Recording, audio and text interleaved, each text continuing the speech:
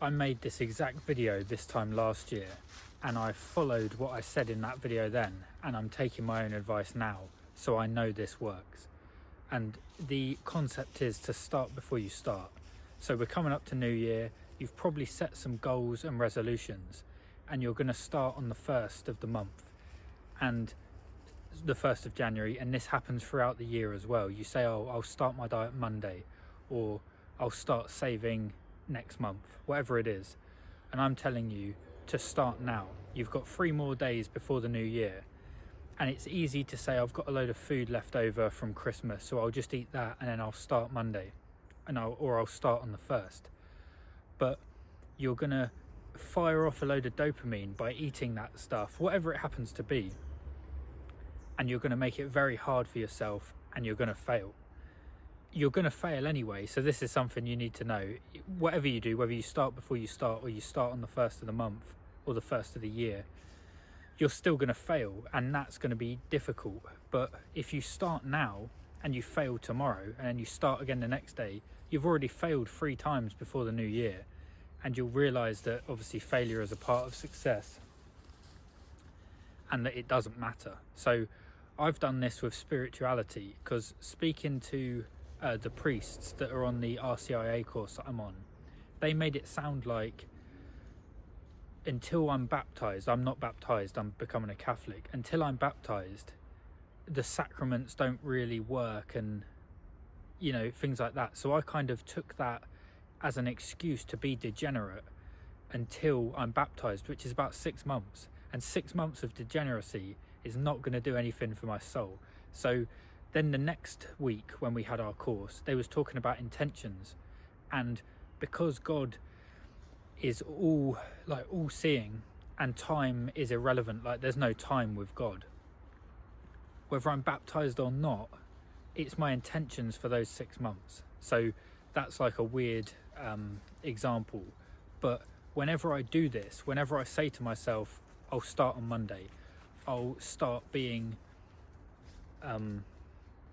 generate and being, you know, doing the right thing when I'm baptized, that time in between, it's going to make it very difficult. So say I'm having premarital sexual relationships for the next 6 months until the day before I get baptized.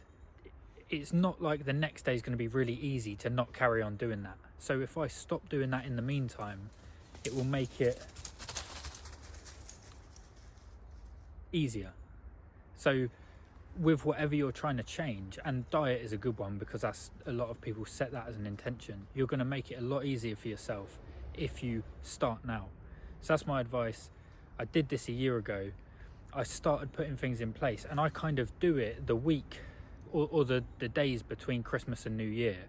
I go ham on setting things in motion so that they're in place and make it easy for myself in the new year. So to give you an example, as a hobby, I have 2 allotments where I grow flowers, and I decided to give one of those up because I've got to cut the grass, I've got to weed the beds, like it takes a lot of time and energy. So in giving one of those up, I've got all of that spare time to put into the goals. You only have so much energy you can allocate and focus on. It's focus that achieves goals. Anything you focus on, you'll achieve. So I'm removing that. But in doing that, that requires that I sell all the plants, because I've got some quite expensive plants on that plot. Sell about 20 plants. I've got to remove some paving slabs and bricks. I've got to remove beds. Like, it's quite a lot of work to get rid of that plot. So if I left that, I'd be doing that in the new year, and it would still be taking up energy. Although I don't even have the plot anymore, it would take up energy.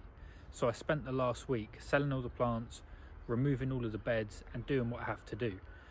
So now I'm completely out of that plot, and I don't have to do that in the new year. With diet, oh no, another example is I decided to get a driving job again, and I needed a car because I sold my car.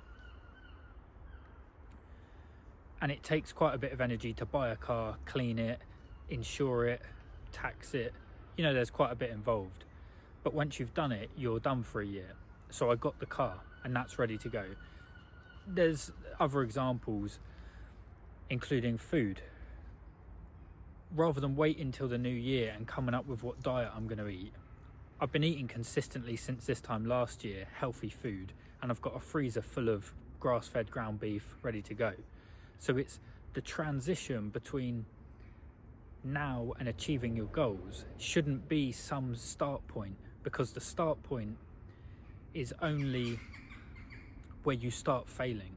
So if you set that you're going to start your diet on the 1st of the year, you will fall off the wagon and you'll have to get back on, so you might as well start now. And it's just going to make it so much harder if you're giving yourself all those pleasure chemicals through good food, whatever it is. Then it's not like magically on the 1st of the year you're going to find it really easy to diet. If you can't diet now, what makes you think it's going to be easy then? So I took this advice last year, and 2024 was probably my most productive year yet. 2023 was pretty good, and I'm just setting myself up so that it's removing distractions and things. When you have goals, or you just want to be like a generate person, somebody that isn't wasting your time basically and doing what God wants you to do, then you have to remove things that take your energy. And you've probably heard of the 80-20 rule. 80% of the things you do kind of waste your time. It's the 20% that actually achieves results. So the last week I've been spending removing the 80%. Like, it's nice having 2 allotments, but growing flowers isn't going to achieve my business goals. Growing flowers isn't going to achieve my spirituality goals, because the 2 hours I'm weeding and cutting grass, I can't be reading about the Catholic faith. So it's a focus thing. There's only so many hours in the day, so you've got to remove things that are distractions. I just call it tying up loose ends. You don't want to start your goal and then tie up loose ends. So another example, and this is the example I used in this exact same video last year, is my goal then was to start a YouTube channel. So and post a video every day for a year. So before the new year, I bought my camera and started making videos, because there'll be unforeseen problems that you don't realize. So one example was the SD card wasn't correct, so I started making a video and then the SD card failed, so I couldn't do a video for that day. So if I started on the 1st of the year, I've failed on day 1, and that's gonna not help your mindset. But as it happens, I ironed those problems out before the new year, and I was able to do that. And I'm doing the exact same thing this time. The camera I bought for that, to make a video every day, I've learned isn't the best way of doing it. The best way for me was to use my iPhone. So I sold that camera, which takes about 4 days, send it away. There's a good company that you can sell them to and part exchange. Wait for the payment to come through, and then I updated my phone. So now I just film on an iPhone. So, but that took about a week. And when I got the phone, there was a problem with the phone. I had to take it back and sort it out. So, and I'm setting that goal again to make a video every day, except for Sundays because it's the Sabbath, of 2025, and see where that gets me. Now, you probably think, oh, well, you just said that you was going to do that last year and you failed. Just to, clarify, I made a video every day for 150 days, posted a YouTube video. I was very consistent, and it didn't actually have the desired effect I expected, but it did change my life in a positive way that I wasn't expecting. And this, I've done a video about manifestation versus God's grace, and I would call this God's grace because I thought I would make a YouTube video every day and get monetized, it would make money, and just certain things I would get better at the skill of recording videos.